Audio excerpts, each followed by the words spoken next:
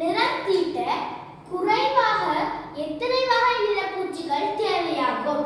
இப்ப இங்க கேட்டிருக்காங்க இந்த குறைவாக அதாவது ஆக குறைந்தது எத்தனை நிறப்பூச்சிகள் தேவைப்பட்டு கேட்டிருக்காங்க. இங்க ஒரு செவ்வகம் தந்து அதை மூளை விட்டமாக பிரிச்சு மேலுக்கு 4 பக்கம் அதாவது ஒரு 1 கட்டம் 2 3 4 கட்டங்களும் கீழே 4 கட்டங்கள் 1 2 3 4 என பிரிச்சிருக்காங்க. இப்ப இங்க வந்துட்டு நாங்க இங்கே வந்துட்டு சிவப்பு நிறம் என அடிப்போம் என்றால்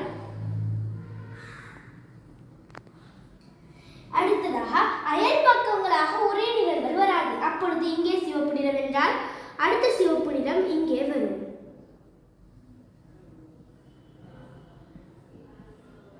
அடுத்தது இங்கே சிவப்பு நிறம் என்றால் அடுத்த சிவப்பு நிறம் இங்கே வரும்.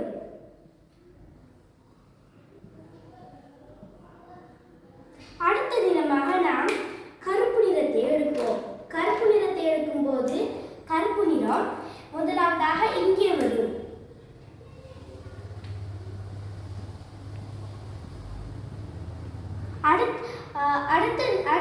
அடுத்தது வந்துட்டு கருப்பு நிறம் இங்கே வரும் என்றால் இங்கே வரும்.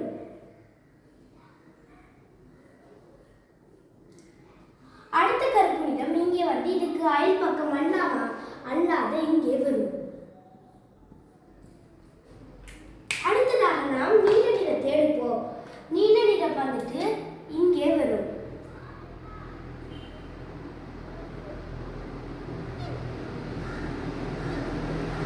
அடுத்த நீல நிறம் இங்கே வரும்.